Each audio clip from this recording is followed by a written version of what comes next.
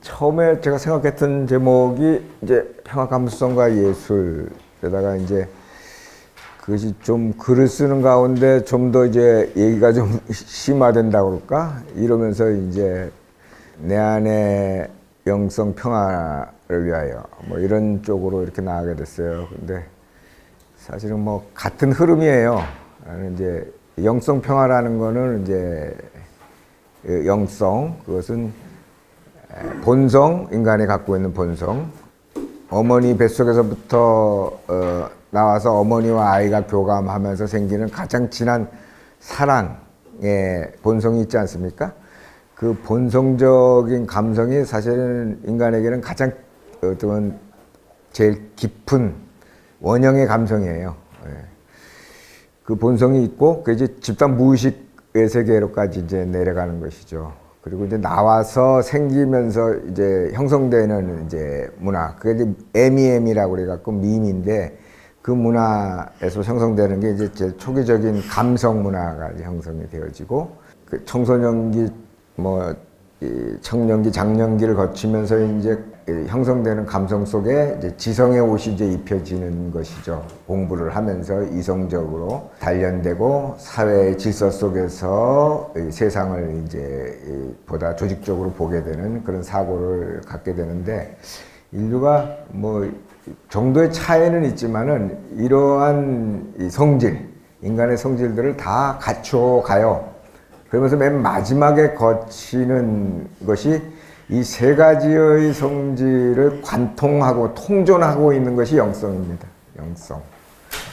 그래서 왜냐면 죽음에 막닥뜨려지는 순간에 가서 삶과 죽음을 전체를 생각하게 되고 내 안에 본성과 감성과 지성을 다 통존해서 자기 나름의 어떤 초월적 세계 또는 신과 맞닥뜨려지는 그러한 세계관, 이런 걸 형성을 하게 되는 것이라고 볼 수가 있습니다.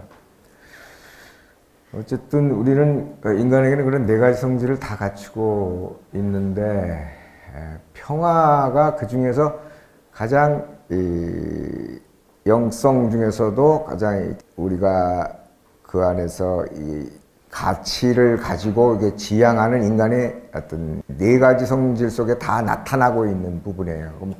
어릴 때는 어릴 때대로 평화를 갈망하고 본성적으로, 감성 속에서도 계속 평화에 대한 가치를 이제 추구하는 게 있고, 뭐 합리적이고 이성적인 뭐 논리 속에서도 보면은 목표가 평화인 경우가 굉장히 많지 않습니까? 누가 전쟁을 목표로 삼습니까? 전쟁과 평화는 사실 대립된 개념이 아닌 거예요, 이게. 전쟁이라는 것은 뭐 평화를 향하든 뭐 살고 싶든 그 수단을 통해서 목적으로 가는 평화나 사랑이라고 하는 가치를 실현하는 거죠. 그래서 하나는 수단이고 목적이고 차이가 분명히 다른 것이죠. 그런 세계 속에서 우리는 이 평화의 가치를 계속 실현해 왔다. 이런 정도로 이해를 하시면은 제가 제목에서 왜 두 가지를 다 붙였는가를 알 수가 있고요. 본래 제목으로 돌아가서 평화의 감수성이라는 것은 그 중에서도 이 본성적이고 감성적이고 이성적인 것 또는 영성 속에서도 계속 정서적으로 흐르는 그런 직관적 세계가 있다. 체험적이고 직관적인, 딱 이성은 이성주의만이 있는 게 아니고 영성 안에는 감성이 배제된 게 아니라는 것이죠. 본성은 뭐 말할 것도 없고, 그런 점에서 평화 감수성은 평화 가치에 있어서 본질적으로 흐르고 있는 어떤 정서적 태도라고 보시면 됩니다. 이제 그것을 표현 양식으로서 인류는 무수하게 예술로서 표현을 해왔던 게 인류의 문화 예술에 나타나는 것이죠. 그래서 가만히 살펴보면은 이 고대부터 인류의 예술이 보면 평화 가치가 목표가 돼서 표현한 게 굉장히 많아요. 그런데도 불구하고 그 평화로 읽지 못하고 그냥 흘러가는 걸지 모르지만 결국 평화와 사랑, 이 두 가지 가치이죠. 근데 제가 그 시적으로 표현했듯이 사랑은 마치 불꽃과 같이 타오르고 평화는 강물처럼 흐른다. 이렇게 표현했는데 이거 뭐 제 시적으로 창조한 언어라기보다도 고대의 신화세계부터 쭉 내려오는 시적 언어로는 가장 많이 쓰이는 개념이에요. 그러니까 평화의 은유죠. 평화를 사랑은 불로 표현하거나 하고 평화는 물로 표현을 했을까? 왜 그랬을까? 이거 뭐 곰곰이 생각해 볼 필요가 있는 부분인데, 물과 불이야말로 가장 원형질이잖아요. 그죠? 예. 문화에서도 가장 원형 문화가 사실은 불을 은유로 하거나 물을 은유로 하는 그런 세계가 굉장히 많아요. 강해요. 어쨌든 그런 세계를 한번 인류에서 가 어떻게 사고해 왔는가, 평화의 원형적인 이미지, 그 은유를 어떻게 활용해 왔는가를 한번 쭉 좀 살펴봅시다. 이 앞에 첫 이미지는 제가 산골에서 한방 눈이 왔을 적에 거의 나무들도 다 눈 속에서 가려지고 앙상한 뼈다구만 남아있으면서 있는 그 나무 가지들을 보고 그린 거예요. 붓으로 그려놓고 목 하나로 나중에 베낀 거죠. 아주 간결하게 까만 선만 그 눈보라 쪽에서 얼핏 그 보이는 그 선에서 이거 생명력을 저는 느끼고 저걸 보고서는 이렇게 혼자서 감동한 적이 있어요. 그래서 그걸 보고 그랬던 거고, 저는 제 세계에는 그런, 제가 신화 세계로 들어가고 평화를 더 근원적인 평화로 생각을 해보려고 자꾸 하는 거는 제 숲속 체험 20여 년이 있어요. 저는 20여 년을 산골에서 살았기 때문에 그런 거기도 합니다. 이거는 지난번에 유라시아 대장정이라고 자동차 대장정을 하면서 하바롭스크에서 아무르강을 타고서 쭉 올라가는데 그 남쪽이 펼쳐지는 게 흥할령 산맥이에요. 대흥할령. 이쪽은 자동차로 우리가 달리면서 찍은 거야. 가다가 틱 하고. 저기가 흥할령 산맥이고, 그 북쪽에는 이런 초원이 쫙 펼쳐지죠. 저 흥할령이 저거구나라는 걸 이게 감을 잡기 시작한, 옛날에 책이나 역사책으로만 보다가. 근데 저 대흥할령, 소흥할령 산맥을 타고 북방의 대륙의 우리 동이족들은 더 따뜻한 남쪽으로, 동쪽으로 막 내려오는 그 지름길이었더라고요. 그래서 저 흥할령 산맥을, 그 고원을 잘 타고 내려오면은, 말 타고 오면은 바이칼에서 저 백두산까지 뭐 얼마 안 걸린대요. 열흘이면은 달려온다는 코스예요. 강명구가 마라톤을 뛰는데 하루에 80km씩 달려오면서 아직 1년도 안 됐는데 지금 절반을 유라시아를 달려왔잖아요. 뛰면서, 차도 안 갖고 뛰는데 벌써 8,000km를 달려왔어요. 16,000km쯤 되는데 네덜란드 헬싱키에서 우리 한반도까지 들어오는데 16,000km인데 그래서 절반을 벌써 달려온 거예요. 고대도 그 많은 종족들이 형성되고 이주하고 또 흩어지고 했고 소멸하고 했던 그 땅들이 그렇게 사실 넓은 땅이 아니다. 우리가 생각하죠. 그렇게 아득하게 먼 땅이 아니다. 그리고 그건 자연과 인류족에 의해서 다 연결되어 있고 파동과 물결 쳐가지고 문화들이 서로 전파되어 왔다. 저는 문화에서 파동설을 제일 믿어요. 그래서 그러니까 우리 한반도의 문화라는 게 그냥 여기서만 갑자기 창조되게 된 게 아니라 저 서아시아 끝에서부터 이렇게 막 파동 쳐서 여기까지 온 것들이 굉장히 많더라고요. 뭐 장구나 무슨 뭐 징이나 뭐 이런 것만 봐도 벌써가 알 수가 있고요. 가락에서도 느껴지고, 이 그림 미술의 기초 양식인 그 실크로드의 그림 양식들 보면 뭐 비슷해요. 이제 아주 이집트의 그림이나 저쪽 서아시아의 그림, 페르시아의 그림이나 중국의 그림이나 이쪽 한반도의 그림이나 당초무늬 같은 거는 쭉 같이 있는데 이게 당초무늬가 원조가 또 페르시아에 있거든요. 이런 식으로 문화라는 게 파동쳐서 왔다. 그래서 이런 이 자연과 함께 흘러서 저 끝에 민족이 여기까지 오는 것은 지극히 적을 수는 있을지 모르지만 그 민족이 종족과 종족이 연결되면서 물결이 이쪽 물결을 밀고 가고 그러면 파동 쳐서 오잖아요. 그 동쪽 끝이 한반도였다. 그래서 유라시아의 많은 문화의 엑기스들이 이 바닷가의 파도처럼 밀려서 여기에 들어왔고, 여기서 우리는 우리답게 소화했던 문화였기 때문에 상당히 문화가적으로 풍부한 문화다라고 볼 수가 있는 거예요. 대륙뿐만 아니라 해양도. 이건 바이칼이죠. 바이칼을 저는 동쪽에서 딱 들어가면서 브리아트에서 들어가면서 봤을 때가 제일 감동적이었어요.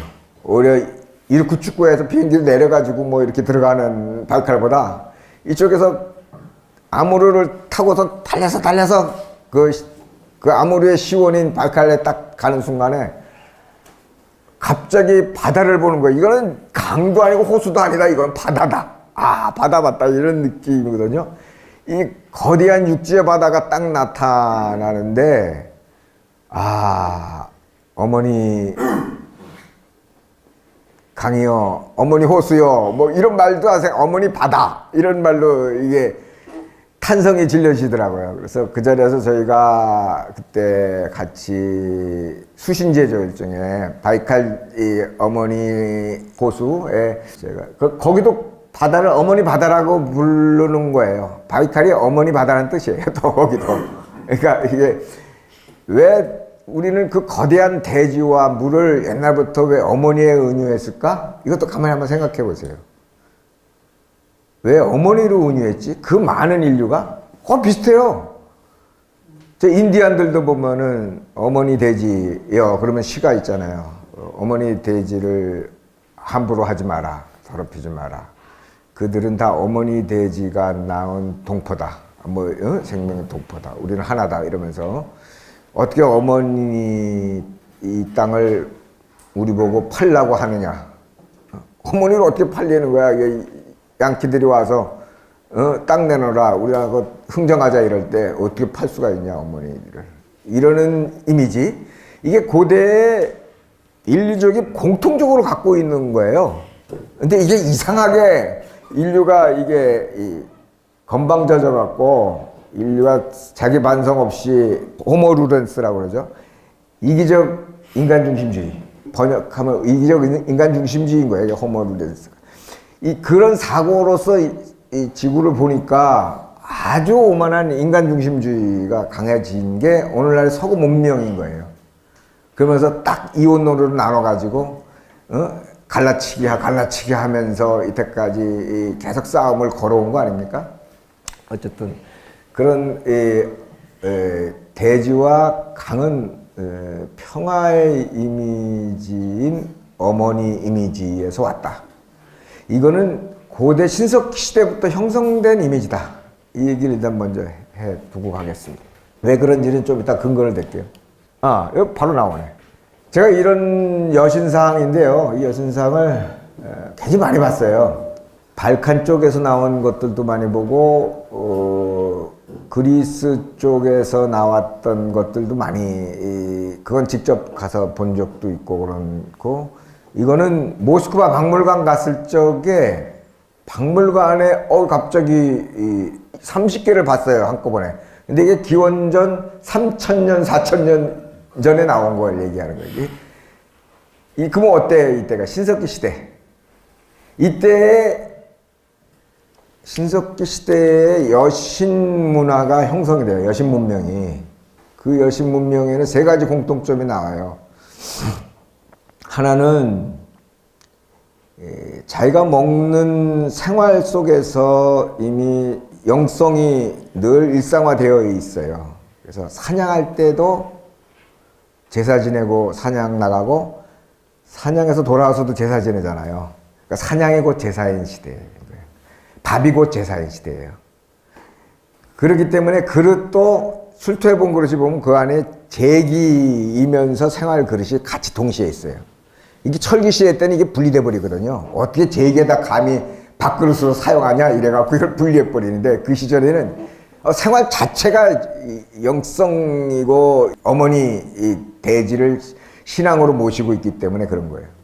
그다음에 두 번째로는 이 발칸반도 이쪽의 다뉴브강 일대에 그 지역을 그 유적지를 발굴했던 인류학자, 여성 인류학자, 그리고 거기가 고향이었던 사람, 그리고 미국에 가서 인류학을 전공을 했다가 다시 그 고향으로 가서 천리장목을 뚫고 70년대쯤 가서 답사를 한 거예요. 근데 다뉴브강 일대 수십 군데를 발굴을 했는데 그게 다 신석기 시대인데, 그 유적지에서 아까 한 것처럼 이 제기면서 생활용기가 같이 한 모양으로 나와 있는 그릇을 출토하게 됐고, 또 하나는 전쟁 때 쓰던 무기가 하나도 안 나오는 거야.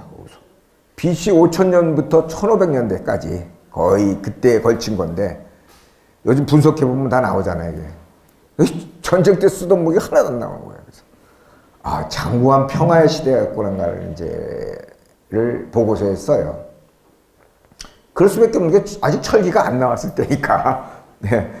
이 무기를 봐야 자기들 사냥하려고 하는 이제 근데 갖고 가는 무기들이잖아요. 뭐 나무나 돌도끼나 뭐 이런 걸로 썼고, 뭐 그런 걸 가지고 뭐 서로 그 풍요로운 땅에서, 그때는 농사도 채집 농사 수준의 농사일 때인데 뭐 서로 죽이고 죽고 뭐 할 필요가 있겠어요?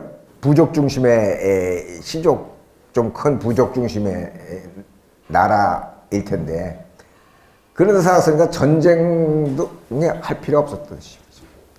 그리고 또 하나 또 하나의 특징으로 나타나는 게, 출토를 해보니까 그곳에 곳곳에 다른 모양의 신상들이 나와요. 그게 여신이에요. 그게 이런 모양들도 있다는 거예요. 이런 모양들 곳곳에.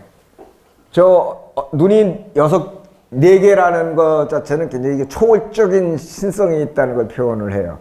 어디를 가보면 또 이게 머리가 뿔 달리고 귀 달린 동물 얼굴에 여자 몸이에요. 그거는 뭐예요? 여성은 아이를 낳아서 종족을 보존하고, 첫 농사를 짓게 되니까는 소를 숭상한 거예요. 그래서 그 당시 소 한 대는 경운기에 지금 몇 대 갖고 있는 거랑 마찬가지인 거예요. 그래서 그 생산의 신을 숭배하는 시대인 것이죠. 그래서 그 당시에 토템하고 여신하고 결합한 반인 반수 신상이 굉장히 많이 나옵니다. 여신을 각각 종족의 자기 신앙으로 가지고 있는 거죠. 그러니까 그 이전 그때의 신관하고 그 이후에 철기시대 신관이 많이 다르다는 걸 알 수 있죠. 후대의 신관은 이게 밑갓이에요, 밑갓. 남신 중심이고 권력의 배후 세력이고 영성을 지배하고 있는 그런 내면 세계를 이때 권력자가 조종하거나 타협하고 있는 거예요. 그래서 이 남신 중심의 사고인 거는 이 남권주의 지배 권력과 관련이 있기 때문에 남신만 남아있는 거예요. 그 전에 작은 부족의 여신들은 다 소멸돼 가요. 수천 년에 걸쳐서. 그게 보면 그리스 신화에서도 나타나요. 초기에 데메테르니 헬라니 하는 여신들이 나중에는 그 지역에 굉장히 중요한 농경신이었는데, 나중에는 제우스의 첩이 되거나 뭐 이런 사람으로 전락하는 거예요. 그 철기시대 때의 강력한 철권 통치에 들어가서 복속하는 거예요. 그럼 지역의 작은 여신들이, 그 얘기는 뭐예요? 그 여러 큰 지역을 힘으로 제압을 하고 니네 신 일로 들어와라, 이런 거거든요. 이건 그냥 그리스 신화를 폄훼하려고 제가 한 얘기가 아니라 이미 신화학계에서 이미 정리된 얘기예요. 엘리아데라는 신화학자가 그리스 신화를 이렇게 보니까 그리스 신화가 노래 불려졌던 대상들이 그 당시에 전쟁에 나가는 용감한 장교들한테 불려졌던 서사시래요. 그러니까는 그 그리스 신화 내용들 보면 뭐 엄청나잖아요. 남성적인 근육에 숭상하고 뭐 힘의 원천이고 뭐 모든 전쟁의 신이고 그렇잖아요. 그래서 남권주의 이데올로기를 반영하고 있는 신으로 변질되어 온 거예요. 그 전에 신화 시대하고 다른 거죠. 이미 그러면서 신화 시대가 소멸됩니다. 신화 시대가 있었어요. 그게 이제 신석기 시대, 청동기 시대를 좀 걸치다가 철기 시대에 와서 소멸되면서 세계와 인간과의 관계를 그런 영원히 서로 평등하다가 하는 관계가 무너지고 영원히 이 세계나 신, 자연 다 같은 말인데 그것에 지배되는 관계, 서로 주종관계, 또는 상하관계로 바뀌어요. 이게 전설의 시대입니다. 이게 종교시대입니다. 오늘날 종교는 그런 이 변화 속에서 태어난 인류사의 후대의 신앙이라는 걸 일단 아셔야 됩니다. 이 인류를 통사로 우리는 지금 제가 보고 있는 거거든요. 인류 역사를 우리는 너무 짧게 공부하는 거예요. 철기시대만 공부하고 있어. 길어봐야 2000년 역사. 그러나 인류 역사는 그렇게 짧은 게 아니고 그 이전에는 야만의 시대만이 있고 많은 게 아니에요. 60만 년의 역사. 그 중에서 2000년만 갖고 역사라고 얘기하는데 그 전에는 바보들이에요. 그 전에는 뭐 아무것도 없었는 줄 아세요?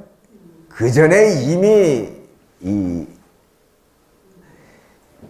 은유의 문화가 다 만들어져서 인간의 기본 언어와 사유의 기본이 되고 있는 말들이 이미 형성이 돼요. 그때. 상징도 다 그때 형성이 되어지고 우리가 지금 불려지고 즐기고 있는 예술의 초기 형태도 다 그때 나와요. 그래서 모든 예술의 어머니는 신화 의례로부터 온다. 이런 명제가 있어요. 거기서 다 나온 거예요. 거기서 춤도 거기서 나오고 의례에서 나오고 그림도 상징에서 나오고 뭐 그 안에서 시도 거기서 시축에서 나오고 이러면서 있는 것들이 나중에는 이게 다 장르주의로 막 이렇게 흩어져 버리니까 이게 하나로 안 보일 뿐인데 이게 원래 고대의 축제에서 같이 불려지고 쓰여졌던 거다.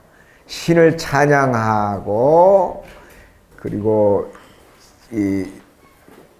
지금 오늘의 이 기쁨을 함께 그래서 나누고 신에게 기쁨을 또 함께 공유하고 그리고 내세에 더 행복하기를, 내세에 더 편안한 세계로 가기를 이런 걸 바라는 마음 이거는 뭐 고대나 지금이나 다 똑같거든요.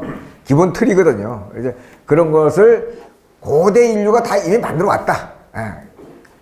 다만 이것이 규모가 커지고 세계관이 바뀌었다. 신화 시대에서 전설의 시대로. 지금 오늘날에는 그러면 어떤 시대인 것 같아요? 소설의 시대. 이 소설의 시대는 더 변하는 게 뭐냐면 자아와 세계 사이에서 헷갈려. 어떤 자아의 관점에서 막 세계를 보고 어떤 때는 세계의 관점에서 세상을 막 해석하고 막 글을 써나가. 이게 앞에 게 1인칭 소설이고 뒤에 게 3인칭 소설입니다. 이런 식으로 세계관에 따라서 어떻게 보느냐에 따라서 우리는 세상을 달리 서술해 왔다. 그게 인류의 역사다라는 거고 그 중에서 우리가 이 평화를 그러면 보는 이 눈도 그리고 평화에 대한 서술 체계도 그래서 그만큼 달라왔다. 다르게 봐왔다. 이런 것을 우리는 아셨으면 좋겠다 이런 생각을 합니다. 그래서 여신 얘기를로부터 거기까지 왔고요. 그러니까 평화란 그런 여신 문명의 형성과 함께 정주했던 모계 사회에서 형성된 문화다. 이게 평화 문화다. 그렇게 추상적인 게 아니다.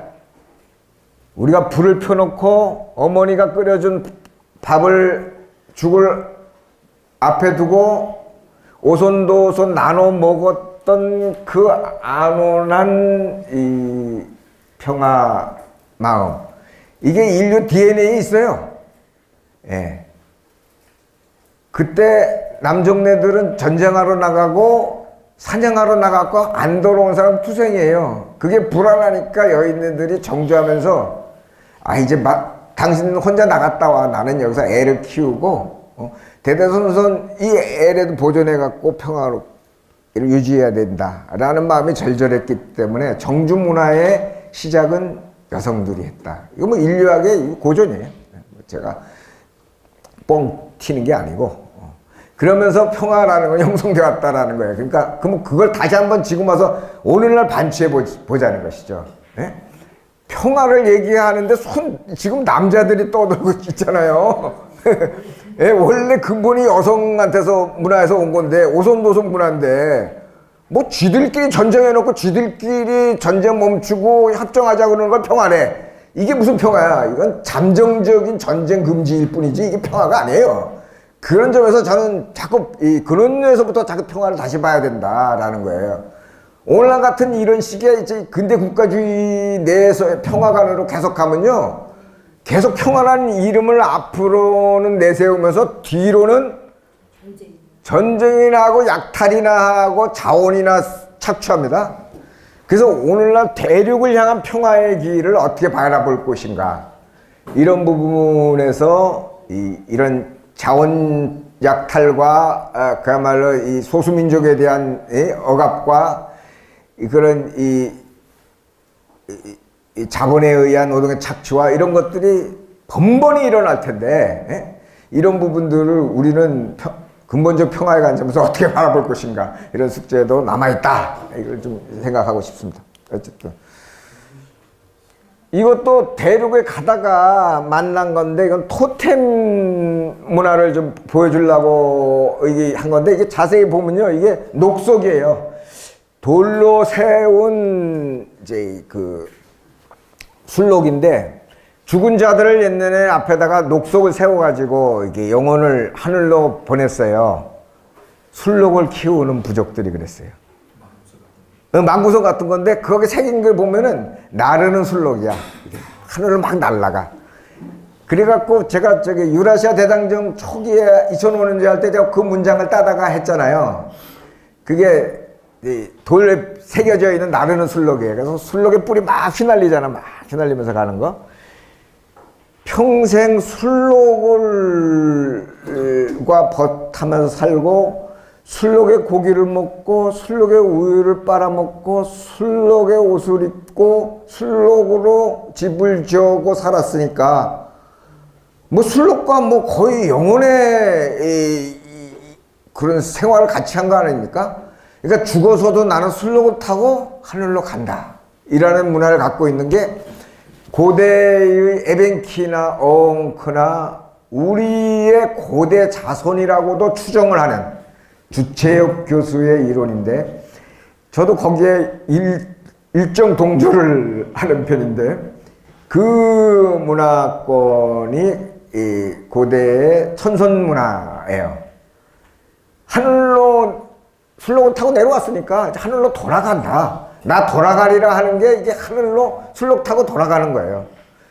그래서 그게 특히 술록이 북위 45도 이하로 안 내려와요. 위도.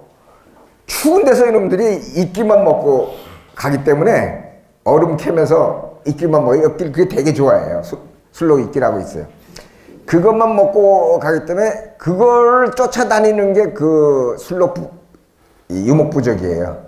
그게 아직도 그쪽에 살고 있죠. 소수민족으로. 러시아에도 살고 있고, 몽골에도 살고 있고, 이 중국에도 살고 있어요. 주로 중국 아래쪽은 이제 높은 산 위쪽에 살고 있죠. 그게 이제 중국에서는 그걸 어엉크라고 그러고, 이제 러시아에서는 에벤키라고 부르는데, 그 에벤키가 우리 조상일 것이다 라고 추정들을 해요. 일부가. 우리 술록과 관련이 깊습니다. 따지고 보면, 고대문화 보면. 고구려 여자, 술록 여자죠. 조선할 때 선자가 위에 이끼 2개만 피면 풀초자 2개를 떼서 그렇지, 그거 붙이면은 이끼 선자예요. 이끼 선자예요. 근데 어떻게 조선이라고 하는 나라에다가 술록이 잘 먹는 그거 이끼를 붙일 수 있냐? 이거 떼버리자. 그래서 사대부들이 이거 창피하다 이러고 떼어나가고 다시 그냥 조선 선자가 지금 신선 선자가 됐지, 원래는 이끼 선자. 어쨌든 그런 이 고대의 이 종족의 정체성 때문에 이름도 그렇게 붙였던 거다. 고구려나 고려나 마찬가지로. 이게 여기서도 보면 자기 정체성이 가장 토템 문화로 드러나 있는 것이고, 우리도 그런 토템 문화적인 게 지금까지 내려오고 있는 거예요. 이름 아래. 토템이라 각 족종마다 특별히 혈연적인 인연이 깊다고 믿는 동식물에 대한 믿음. 구체성을 띠는 거예요. 자연이 지금 자연이나 뭐 우주나 이런 식으로 추상적으로 숭배하고 뭐 그 질서를 따르자 그러잖아요. 고대에는 그 추상성보다 구체성 안에서 오히려 추상성이 있었던 거예요. 그래서 그 안에 대표적으로 자기네들이 믿고 있는 그 동물에서 자연성을 존중하는 거예요. 그 자연성이 인간보다도 더 영험한 점이 있다고 믿기 때문에 그걸 숭배하고, 그 숲속에서 가장 으뜸이 되고 있는 호랑이가 살면 그걸 호랑이 토템을 갖게 되는 거고, 그 숲에서 사냥하면서 낚시하면서 살던 그런 북방의 만주족이나 여진족이나 이런 쪽들은 또 곰을 숭배하게 되고, 우리는 뭐예요? 곰 토템과 호랑이 토템이 섞여 있어요. 예, 섞여 있어요. 사실은 한반도 쪽은 곰 토템이 별로 없는 나라입니다. 그래서 지금도 미나 호랑이는 있어도 미나 곰은 없잖아요. 미나 곰은 없어요. 이게 이 호랑이 토템이 강한 나라이고, 북방 고조선이 발흥했던 그 지역에서 이제 곰이 이제 토템이 강했던 모양이에요. 호랑이 쪽보다. 그러니까 좀 더 우수하고 좀 센 그 참을성이 많은 부족을 택한 게 이 천선적인 그 당시에 우리 그 고조선의 왕 그 누구예요? 당군. 예. 그러니까 그게 이제 그걸 취한 거죠. 그래갖고 이제 적은 부족에서 큰 부족과 이제 연대를 해서 이제 청동기 시대로 이제 진입한 거 아닙니까? 그러지 않으면은 작은 부족들은 그냥 막 맥히는 뭐 전쟁의 시대로 가니까 이제 국가 시대로 이제 넘어오게 되는 그 과정이 그 신화로서 남아있는 것이죠. 근데 우리가 오해하지 말아야 되는 게, 역사학자들 보면은 신화는 그 팩트도 아닌데 그거 황당무계한 얘기 어쩌고저쩌고 막 얘기해요. 근데 우리 같이 신화를 공부하는 입장에서는 문학과 이 팩트로 하고 있는 역사를 이거 막 뒤섞어서 보게 되고, 소설을 사실이 아니라고 막 무시하는 거하고 똑같은 얘기예요. 그 당시에도 소설적인 상상력으로 자기 정체성을 만들어 왔던 거가 신화고, 아까 팩트로서 자기 기록으로서 남기려고 하고 그랬던 것이 역사인 거예요. 근데 고대로 올라갈수록 기록이 별로 없잖아요. 문자가 없었던 시절이니까. 그러니까 우리가 신화에 의존해서 역사를 추정해 보는 것들이 많다는 것이죠. 그래서 신화를 간단하게 봐서는 안 되는 부분이 많다. 이상하게도요, 신화는 구전 신화가 이 기록 신화보다도 더 오래되고 근원적입니다. 왜 그러겠어요? 기록이라는 거는 철기시대 때 이후 문자가 생기면서 기록된 거고, 기록하는 자가 또 그 자기 이데올로기에 의해 가지고 왜곡시켜서 쓰는 사람 마음대로 쓰다 보면은 종족의 그 이야기가 자기 그 쓰는 자에 의해서 왜곡되는 경우가 많아요. 그리고 운문 신화가 오히려 산문 신화보다 더 오래된 경향이 더 많습니다. 종족이 함께 공동체에서 불려졌으므로. 그 산문 신화는 혼자서 막 이야기에서 이야기로 전해지다 보면 막 지 구라가 막 이렇게 섞여가지고 변질될 수도 있고 그러잖아요. 근데 운문 신화, 노래로 불려졌던 신화들은 오랫동안 공동체에서부터 이렇게 전해져 내려오니까 오래된 신화다, 이렇게 볼 수가 있습니다. 어쨌든 이런 토템 문화가 일종의 자연신앙으로 내려오고 있는 것이다. 이게 토템 문화를 우리가 쉽게 보면 안 된다라는 얘기를 하고 싶고요. 이거 봐요. 여진족의 조상 그림인데, 우리는 이러한 토템에서부터 왔다. 이거 이렇게 쫙 한 게 어딨나? 불이 이건가? 불 켜는 거 없나, 이거? 이건 없나 보죠?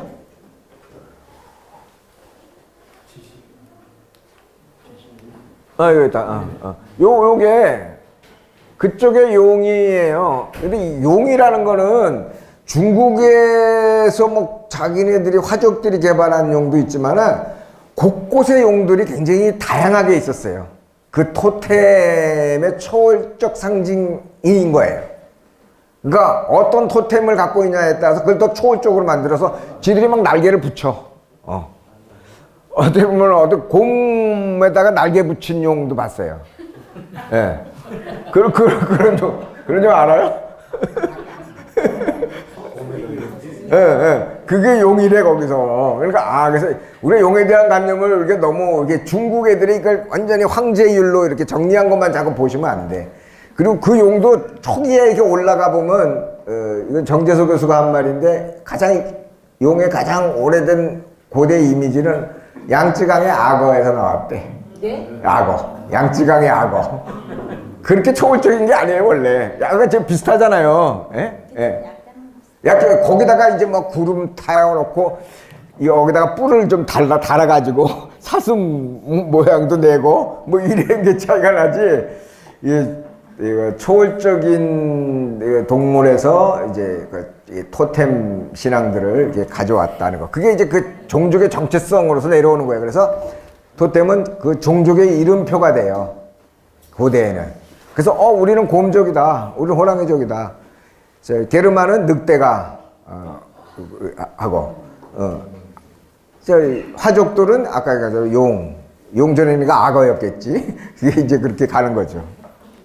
그러니까 여기서 우리는 나왔다. 여기서 나왔다라는 걸 설명해주는 가계도 같은 거예요. 이렇게 여기서 이렇게 만나서 이렇게 왔다라는 얘기예요. 제가 이걸 저쪽 박물관 갈 때 가서 찍은 거예요. 하바롭 박물관에 가서 하바롭스크. 그러니까 박물관 여행이 그래서 중요해요. 그렇게. 그래서 말입니다.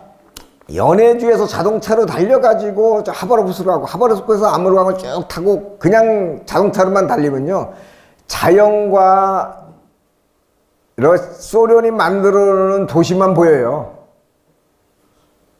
그 전의 문화들은 다 어디 가지 없어. 그거를 살피지 않으면요, 우리 고대가 안 보여요. 그래서 가는 곳마다 제가 그때 랠리 단장이라고 하는 권한으로 박물관이 있는 곳마다 수답 시킨 거예요. 그래갖고 보고 가자. 그래서 다 봤는데 가는 곳마다 거기는 있는 거야. 이 우리 동이문화가 숨어있는 거예요. 장승도 봤고요, 소떼도 봤고요, 뭐 우리 토템 문화 같은 거 봤고요. 이걸 다 봤으니까 자신감이 안 쓰겠어요? 제가 아까 동평의 공부는 좀 다른 게 있다, 이런 게 있죠. 이런 것도 그 중에 하나입니다. 그래서 자신감 생겨갖고 책으로만 공부한 게 아니라 답사로 확인했으니까 에이씨, 동이문명 갖고 신화 박물관을 하나 세우자, 이렇게 된 거예요. 그러다 보니까 우리나라에 없는 박물관이 하나씩 지금 서 있는 거예요.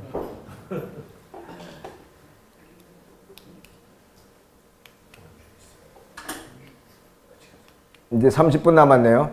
이제 좀 빨리빨리 봅시다. 이제 거의 다 나왔는데, 이거 아까 여신 문명을 우리의 나라 사회에서는 어떻게 형성해 왔는가. 나 이거 내 학설로 좀 주장하고 있는 건데, 장독 신화 얘기예요. 장독. 예.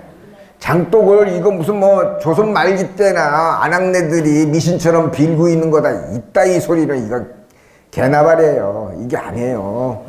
이거 인류학 공부를 안 해서 그래. 레비스트로스가 쓴 야생의 사고들을 보면은 고대 인류를 야만으로 봤던 근대적 사고를 다 깨뭉개요. 고대를 그냥 야만으로 본다? 천만의 말씀. 우리하고 사고의 패턴이 다른 거다. 지금 근대에 와서는 자연과 이 사회를 어떤 수리학적 개념으로 우리가 관찰하고 추정하지만, 수리학, 고대에는 체험과 직관의 세계로 봤다. 그러면서 그 풍부한 은유의 문화를 만들었다. 그게 어찌 야만이냐? 야생의 사고라고 나는 부른다. 이렇게 얘기한 거예요. 그때부터 새로운 포스트 모던 인문학, 21세기형 인문학이 열린 거예요. 다시 인간 중심적이고 이원론적인 세계관에서 깨버리기 시작한 거죠. 오늘날 신화학은 거기서 출발을 합니다. 예. 그래서 그거를 대비해 본 거예요. 장독 신화라는 게 그냥 단순히 야만적이고 야생적 사고가, 이 야만적 사고가 아니구나. 이걸 가만히 보니까요, 제가 제주도에서 장독을 한번 발견하고 깜짝 놀란 걸 봤어요. 박물관인데 장독이 보통 우리 집집 안에 이렇게 조그맣게 소담하게 있는 걸 장독으로 보잖아요. 그게 아니라 마을 장독인데 마을 사람이 공동으로 쓰는데 그 장독이 또 향하고 있는 게 바다예요.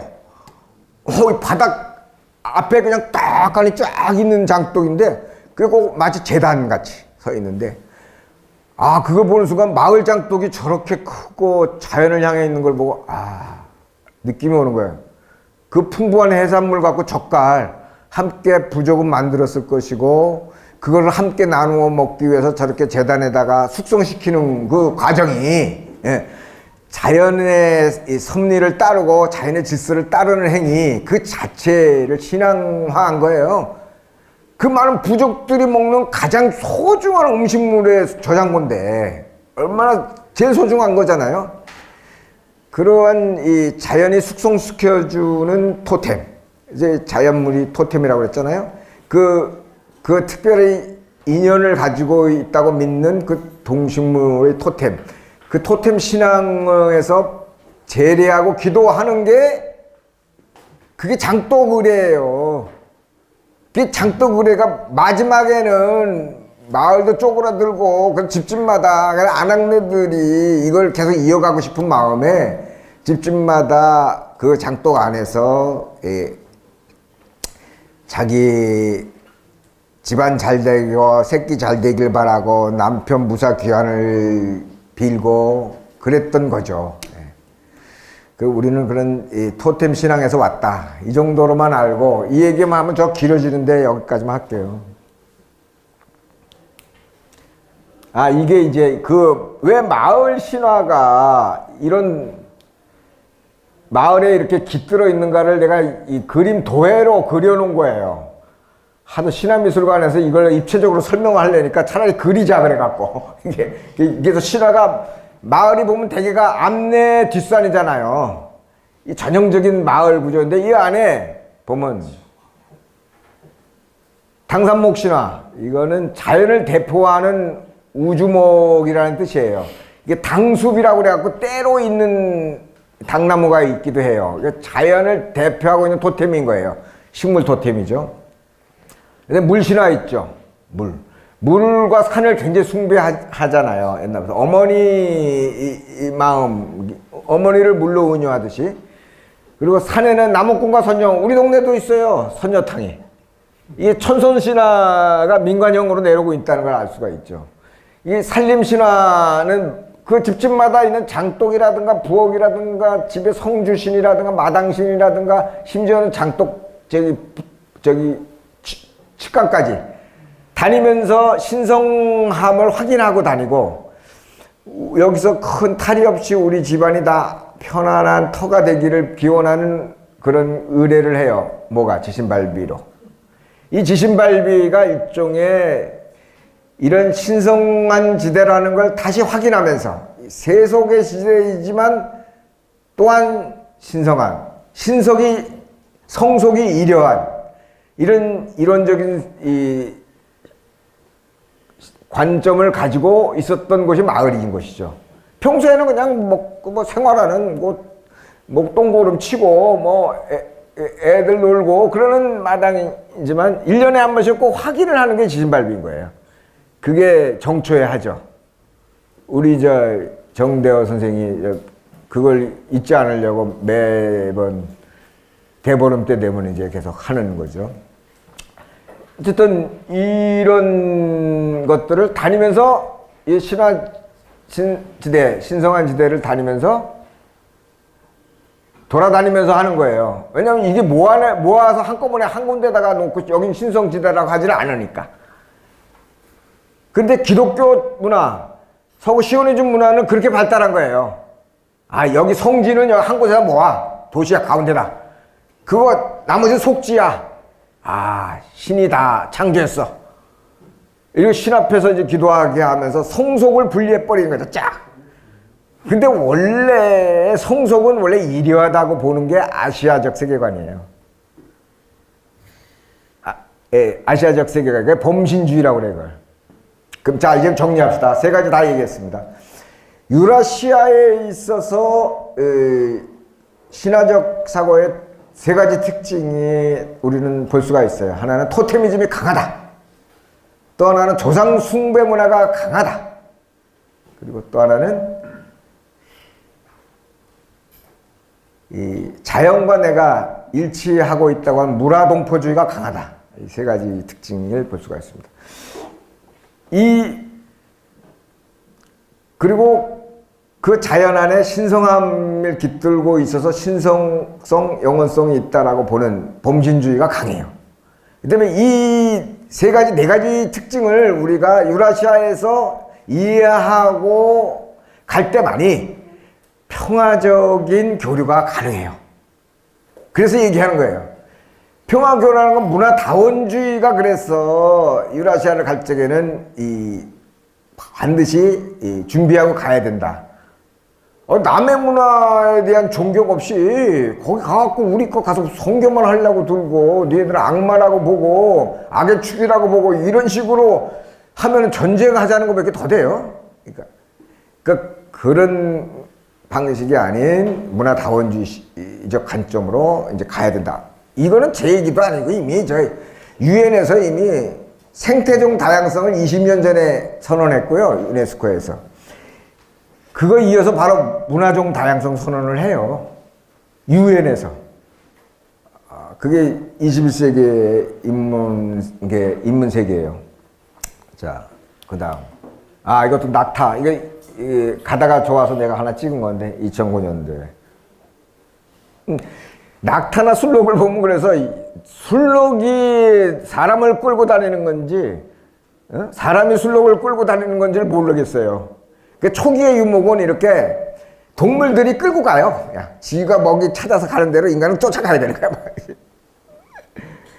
근데 이게 이제 점점점 이제 양이나 뭐 말 이런 걸 하면서 이제 길들여진 이제 대규모의 이제 축산 목축으로 바뀌죠. 이게 이제 고대의 축산하고 다른 거예요. 목축하고. 고대는 소형이에요. 이게 키울 수가 없었는데 이게 이렇게 목축으로 크게 유목을 하면서 생산력이 발전을 하면서 그 국력으로 이제 남의 나라 막 침략하고 막 이런 게 생기는 거죠. 이런 것도 토템으로 제가 이거 연해주에 갔다가 말갈족 토템으로 제가 집에서 갖고 있는 가신인데 그걸 하나 제가 사진 찍어 왔던 거예요.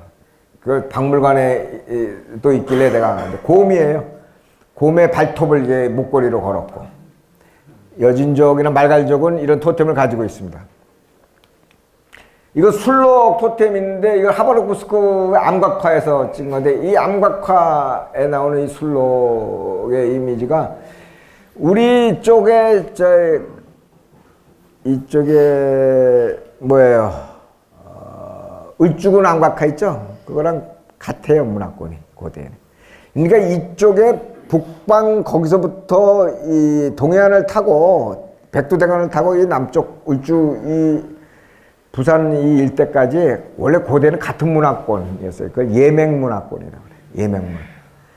그러니까 이쪽에 서쪽, 태백 서쪽하고는 사실 문화가 달라요. 이게 생태적으로 좀 달라요. 데가 있어요. 이런 토템도 같이. 이건 서쪽에서 나온 토템인데 난 이 조각을 보고 이게 BC 한 3000년 전 된 건데 이렇게 모던할 수가 있어요? 나 원래 조각가예요, 전공이. 이 동물을 이렇게 하는 거 보고 내가 기절했다니까. 이거 가서 또 보고 싶어요. 이거 터키에 가면은 박물관에 있어요. 앙카라 박물관에. 나 여기 가서 여신 시대의 그 문명을 고스란히 본 게 있었어요. 그거 보고 정말 전율했어요. 흙으로 빚었는데 이게 제기인 것 같으면서 생활용구인 거야. 물을 크게 담거나 이러는 거지. 우유를 담거나. 큰 거는 우리 항아리보다 더 커요. 그러면서 예술품이에요. 그 세 가지가 같이 있는 거야. 제기이면서 생활용기면서 예술품이면서. 고대 아까 밥이 제사였다는 문화를 알겠죠? 이제 와서 뭔지.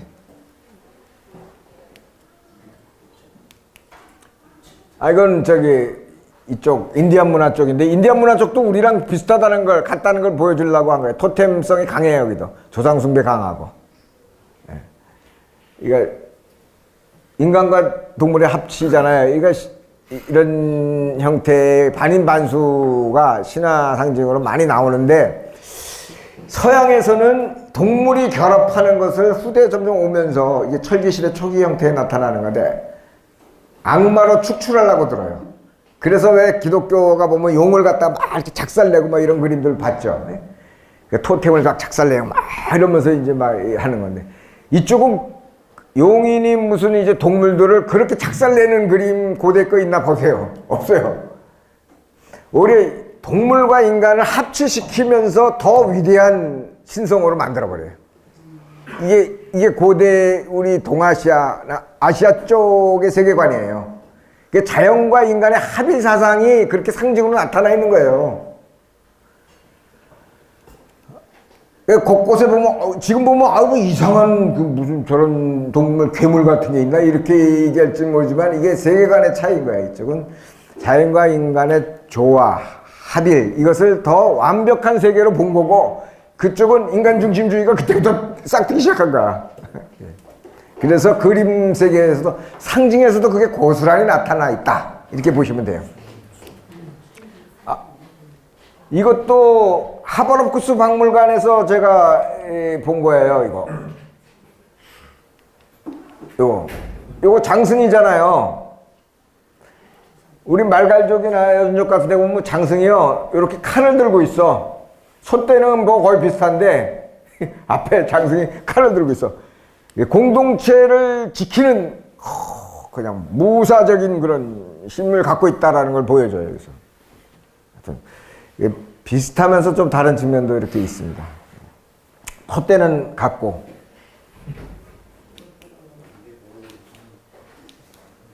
아까 봤고 여기서 이제 연해주의 우리 공동체 문화가 거기서도 이제 구현했던 연해주의 정주 1세대 그걸 내가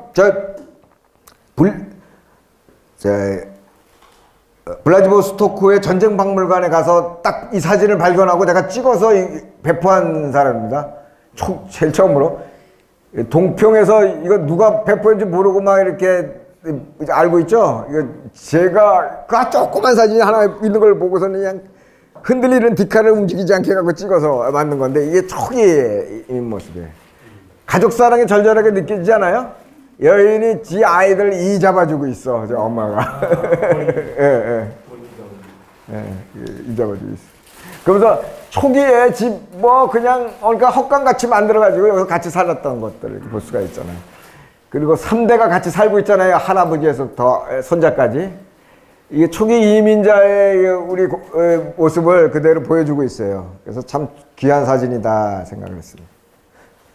이 조상 숭배 문화는 뭐 거기뿐만 여기도 우리 애도 있잖아요. 그래서 제가 한번 조상 숭배 고사를 한번 지내본다고 이렇게 한번 만들어 본 거예요. 홍정우 이사님, 네. 홍정우 이사님, 예. 이거 보면 뭐 힌트 얻는 것 같지 않아요? 예, 열심히 지금 내용하고 있습니다. 예, 있습니다. 그래서 이렇게 우리 조상 의례도 이렇게 우리식으로 제례를 만들어갖고 쓰면 되는 거예요. 내년에 뭐 3.1절 평화 제전을 한번 해보자고 지금 프로젝트 제안을 한다는데 거기에는 시간적 의례와 공간적인 제례가 더 완벽하게 우리가 갖춰지면은 그냥 멋있는 제사를 지낼 수가 있어요. 예.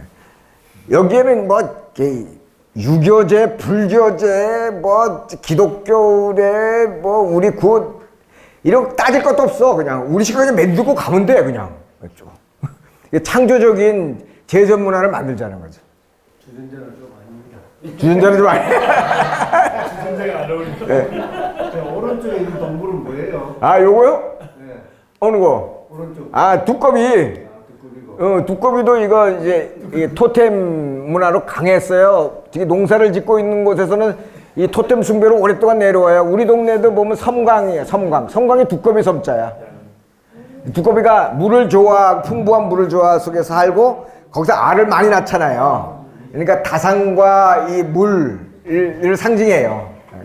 그 토템 문화예요. 아, 옛날에 중년 토템에서 지금 목욕탕에서나 볼 수 있지만. 예. 우리 개는 늘 사랑했기 때문에 이제 개들과 이렇게 강아지, 소도 만들었어요, 여기 소. 근데 재밌는 게요, 우리 동네가 축산을 많이 하는 곳이거든요. 그 축산하는 동네에서 갑자기 구제역이 와가지고 2,000마리가 다 못 산다는 거야. 집집마다 있는 게 다 떼 죽으면 당해요. 그러니까 마을 사람들이 거의 축산하는 집들은, 농가들은 마을 사람들이 그 동물들을 거의 가축을 자기 가족처럼 생각을 하는 정도로 아침에 새벽에 일어나서 나가면 막 따르고 좋아하고 그래요. 먹이 주는 이제 주인이니까. 그런 주인들을 따르는 이 소를 다 죽인 거예요.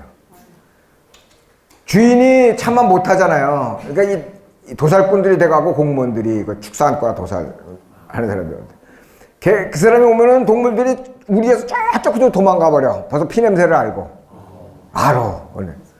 그러니까 못 잡으니까, 그렇다고 거기 또 뛰어 들어가 봐야 받쳐 죽어. 그러면 그 사람은. 그러니까 무서우니까 주인 보고 나와서 먹이 좀 주는 거 하라고. 그 먹이 주는 걸로 살살 꼬셔가지고 거기서 사료를 이렇게 주고 있을 때 딱 잡아가지고 채갖고 그 자리에서 그냥 딱딱 면상을 망치로 그냥 정수리를 쳐서 죽이는 걸, 그 현장을 본 거 아니에요. 그러니까 동네 사람들이 다 트라우마에 걸려버린 거야. 안 걸리겠어요? 평소에 젖자던, 자기를 젖을 주던 동물들을, 그게 그 재산 또 먹는 1호인데, 그 정이 들 대로 두른 동물인데, 동물에게도 영혼이 있어요. 근데 그걸 죽인 거 보니까 다 트라우마라고 그거를 보면서 저 사람들이 어떻게 저걸 이기나를 봤어요. 사실 이런 공부가 사실 진짜 공부예요. 이거 뭐 책으로는 공부할 수 없는 공부를 얘기하는 거예요. 트라우마를 어떻게 이긴지 아세요? 술도 좀 술이고.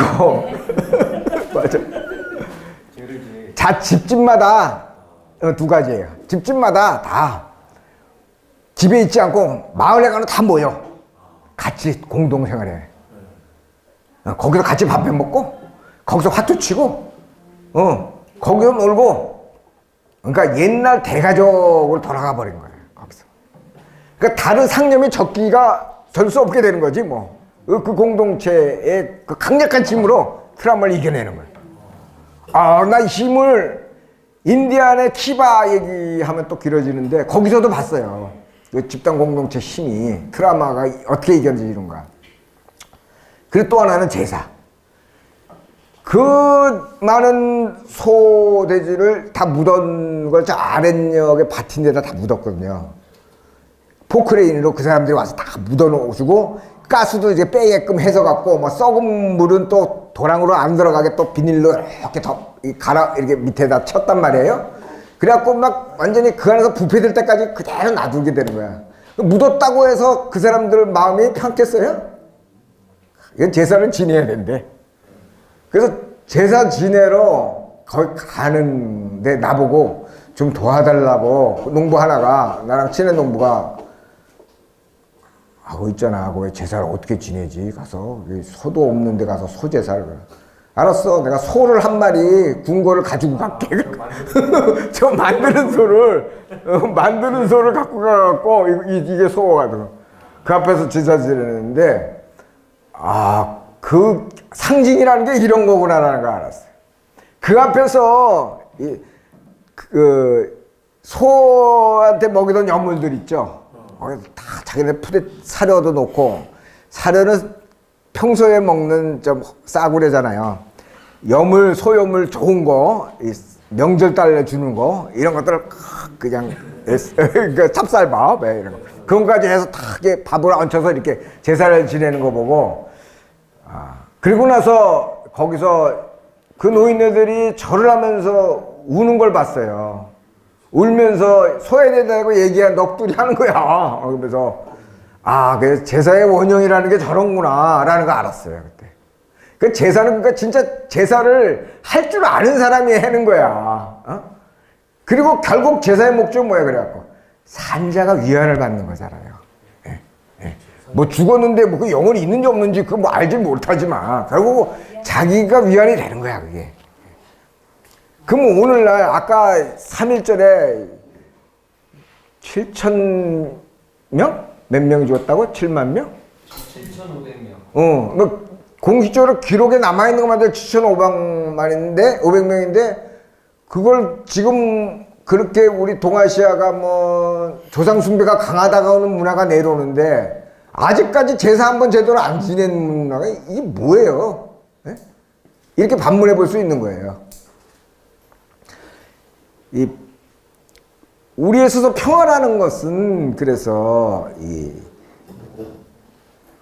폭력과 전쟁 속에서 이 제국의 이 억압 속에서 희생되고 있는 우리 조상마저 외면하고 우리가 평화로울 수 있어요? 편안할 수 있어요? 아까 소에 대해서 제사 지내면서 우리 농부들이 그랬듯이 아직 편안할 수가 없는 거 아닌가? 이런 마음을 갖게 돼요. 어떻게 보면은 우리 민족은 이렇게 고난을 많이 주는 것도 저 위대한 대지의 여신에게 다가가려면 아직 정성이 부족하기 때문에 니네들 시련을 많이 주고 이 시련을 다 극복한다면 오라라고 하는 메시지는 아닐까? 이런 생각이 들 때가 있어요.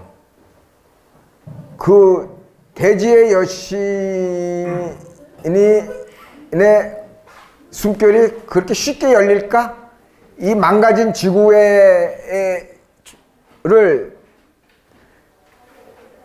성찰하지 않고 지구를 이렇게 망가뜨려 놓고 과연 이 인류는 편할 것 같아? 라는 물음을 어떻게 보면 우리 민족이 가장 시련을 많이 줌으로써 그 시련을 극복하고 그걸 견뎌내고 그리고 나서 그야말로 신성한 이 지구의 소가를 맞이하라.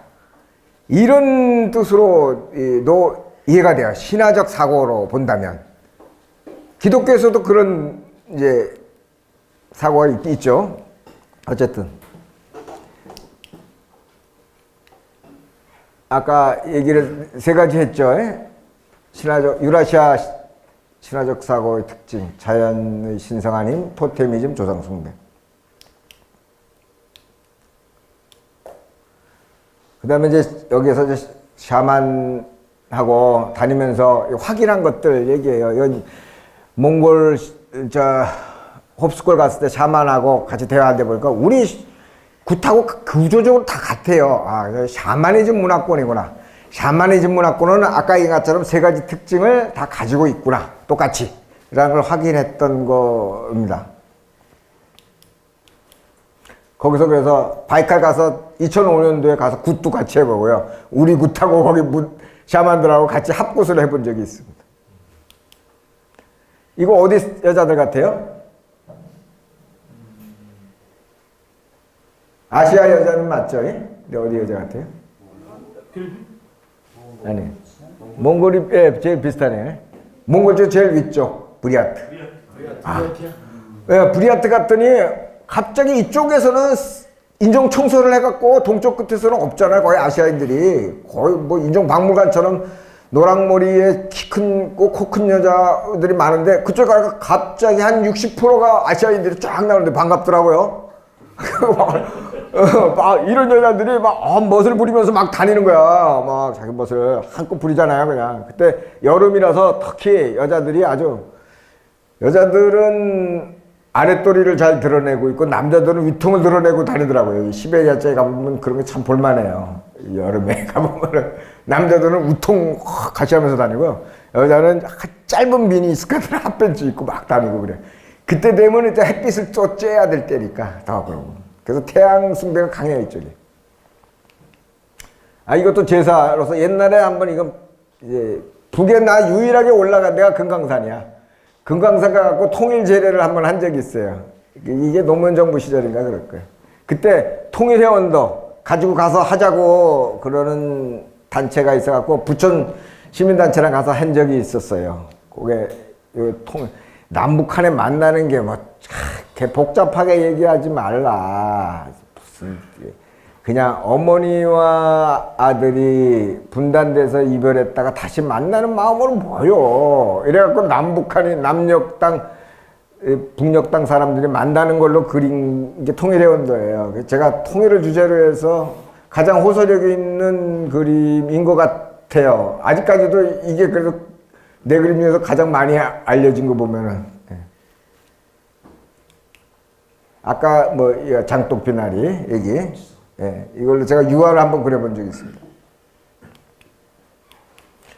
고구려도 영혼문화이고요. 이게 샤머니즘 문화권에서 나온 거예요. 이거 불교나 도교의 영향이가 아니라 거꾸로예요. 샤머니즘 군문화가 이 불교와 도교화된 거라, 도교 문화화되고 뭐 이런 거라. 그래서 이걸 보면은 샤머니즘 문화가 이제 보다 문명화되어 있는 형태를 볼 수가 있어요. 우리 군문화가 이 대륙의 영혼 문화가 여기서 많이 보이죠. 그러면은 요거 아까 이게 토템이라고 그랬죠. 이 뱀, 땅의 지신을 의미하는 거잖아요. 거기에 사람이 붙었죠. 반인 반수, 이 상징이 진화라고 그랬죠. 그게 하늘로 올라가서 해와 달을 잡고 있는 거예요. 무슨 힘으로? 어떤 초월적 힘이 안에 에너지가 있어요.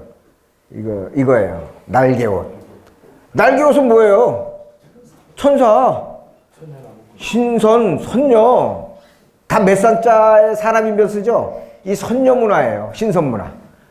신선 문화를 갖고 있어서 우리의 신에 대한 존재는 신이면서 인간인 거예요. 신인간.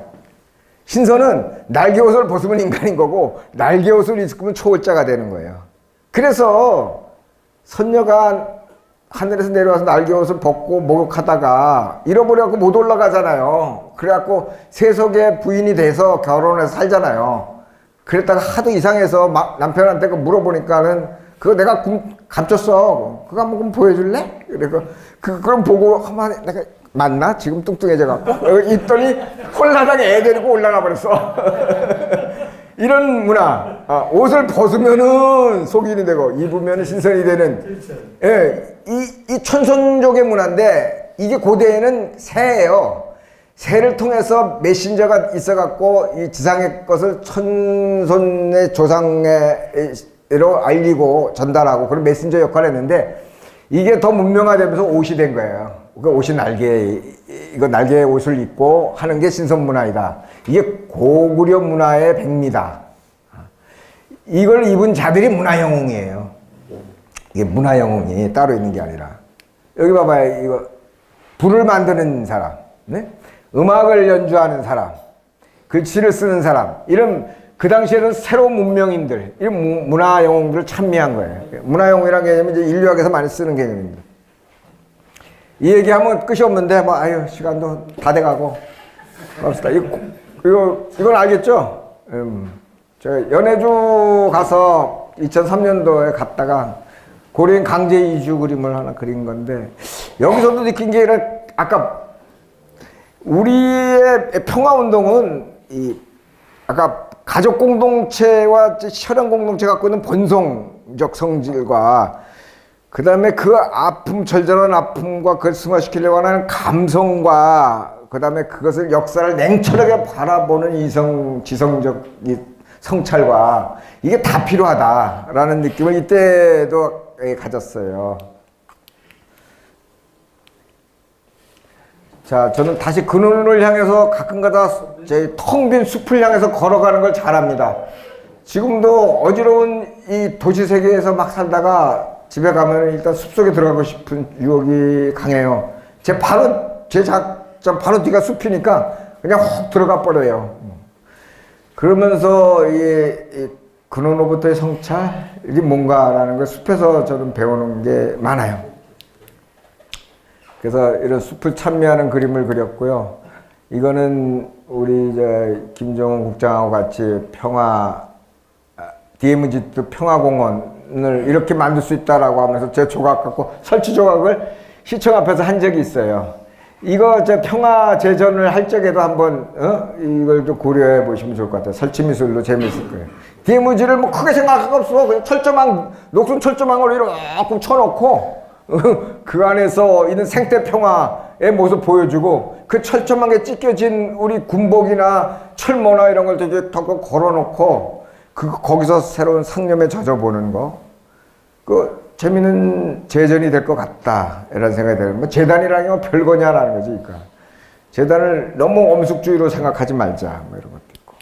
아 이거는 저기 일본 애들도 여기 와서 평화운동하는 일본 애들인데 이게 이 자기 평화헌법 수호 이거 때문에 온 거예요. 이게 벌써 98년도가 99년도에 왔는데 99년도다. 워크나인이라고 그래갖고 이름 붙여갖고 왔는데 이 사람들의 화두가 뭔지 여기도 신화예요. 어머니 당신의 이름은 무엇입니까? 도대체 동해바다를 우리는 동해라고 얘기하지만 거기는 서쪽에 있잖아요. 저쪽 연해도에서는 남쪽에 있는 바다잖아요. 이건 뭐 국가의 관점에서 부르고 있는 것이 근본적인 이름은 아니잖아요. 그러니까 평화도 그런 관점에서 보자는 것. 이미 우리보다는 더 빨리 신화적 사고로 평화를 사고하고 있어요. 이게 후기 산업사회에 생기는 일반적 특징입니다. 근데 우리가 좀 늦는 거죠. 이게 뉴에이지 운동적 현상이죠. 아까 보여드렸고 문화동포주의적으로 제가 이런 신화 요거 하나 보여드릴게요. 요거는 유라시아 문화다원주의가 이미 고려인들의 축제를 나우드가에서 봤을 적에 하고 있더라. 아 이렇게 그때만 해도 50개 소수민족이 모여서 사는 거예요. 그 사람들이 각자 자기네 음식을 나눠 먹고 자기네 민속 의상을 입고 자기네 노래를 부르면서 초대를 하는 모습들. 그게 돌아가면서 민족마다 그 수십 개 종족이 해봐요. 굉장히 오래 걸리니까 하루 종일 해도 모자랍니다. 그걸 하면서 하는 걸 보고 평화는 저렇게 다원주의적인 이 쪽으로 유라시아 평화는 갈 수밖에 없다. 이런 생각을 그때부터 했습니다. 자, 그래서 문화다원주의, 인간의 이기적 사고에서부터 문화동포주의로 넘어가고 내 안의 평화, 내 안의 신성한 에너지 이런 것을 가질 때 요즘 뭐 사상 갖고도 용서하고 화해하자 뭐 치유하자 그러는데 이게 내 안에 평화로 완성되지 않으면 안 돼요. 지 속에 불이 붙어있고 증오가 들끓고 있는데 어떻게 용서가 되고 화해가 돼요. 이게 자기로부터 평화가 갖춰질 적에 사실 남을 평화로 인도할 수 있다. 이런 걸 그대로 보여주는 거죠. 자, 그 에너지는 이게 도와준다. 고독, 방랑, 전사, 공동체, 순수주의, 마술사 이 얘기인데 이 얘기는 시간 관계상 이거 오늘은 생략을 할게요. 이 얘기까지 가면 또 길어지는데 이게 우리 안에 에너지로 있어요. 이게 어릴 때부터 단계적으로 나와요. 이게 어릴 때, 그다음에 방랑은 사춘기 때, 전사는 청년기 때, 공동체는 결혼 전후로 한 장년기 때, 순수주의자는 애들 다 키우고 나는 여인네들이 많죠. 나는 뭔가 다시 돌아보는 그 시절. 그리고 자기 안에 나오는 이 에너지를 가지고 앞에 자기의 아픔을 극복하면서 가는 신성한 힘으로 작용해요. 이 에너지가. 그러면서 결국은 자기의 신화를 창조하고 가는 게 인간이에요. 제대로 자기 에너지를 다 쓰면. 그래서 마지막에 인간이 저 사람 죽었을 때 자기 신화를 창조했어 라고 얘기하는 사람은 이 마술사의 경지까지 간 사람이야. 이 에너지를 다 소화해서 그것을 이제 승화시키고 간 사람. 여기에는 이 원형의 에너지에는 아까 얘기한 것처럼 평화의 가치가 가장 강력하게 목적으로 있다. 이렇게 보시면 되겠습니다. 자, 뭐 이상으로 마치기로 하겠습니다.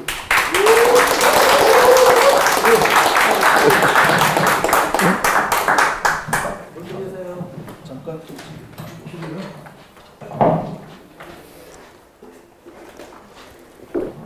그래도 딱 9시에 맞췄네. 사실 뭐 우리 김하련님께서는 그 말씀 목청도 워낙 하시기도 하고 이게 필드 힐링인데 마침 또 이번에 그 연해주 그 탐방할 때 같이 가십니다. 그래서 실제 그 대륙 현장에서 또 더 많은 이야기 할 수 있는 시간이 있을 테니까 오늘 짧게 제가 요청을 드렸습니다. 그래도 뭐 질문을 한 2개 정도는 받고 다해야 되지 않을까 생각드렸는데 질문하실 분 손들어 주십시오. 마술사로 여겨지는 사람이 누가 있으세요? 마술사가 누가 있어요? 아까 앞에 나오는 에너지를 다 자기 그 경험과 지혜로 소화를 하고 그것을 인생을 마무리를 잘하는 사람인 거예요. 그러니까 그게 누가 있을까요? 그 각자 아직 마술사 나이는 아니고 이 마술사 나이는 이제 노경이에요, 노경. 예. 그 전에 순수주의는 50대, 기계적으로 얘기하면 공동체는 3, 40대, 전사는 20대.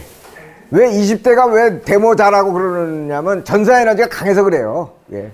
이게 칼융학파의 학설인데 이게 단계적으로 반드시 에너지가 분출되었으면서 사라지고 또 다음 단계로 넘어가고 다음 때로 넘어가요. 그 에너지는. 근데 다만 이걸 잘 활용하느냐, 잘 못 활용하고 그냥 바보처럼 이제 살아왔느냐, 이 차이가 사람 체험마다 다 좀 많이 다르죠. 자기한테 비춰보면 알잖아요. 자기 옛날 젊은 시절 어떻게 살았는지. 그걸 잘 극복해서 오늘날 자기가 있다, 뭐 이렇게도 보고. 예. 또 다른 질문 하실 분 어떻습니까? 그러면 우리 뒤풀이를 와서 또 더 많은 말씀을 나눌 수 있는 기회가 있습니다.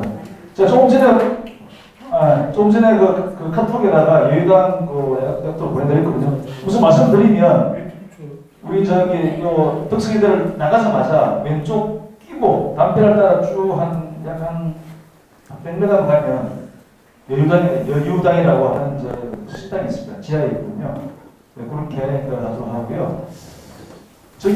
우리 좀 늦게 오셨는데 김윤아 선생님 잠깐 노트해주고 우리 서로 인사 다 했습니다. 인사 다 하시죠.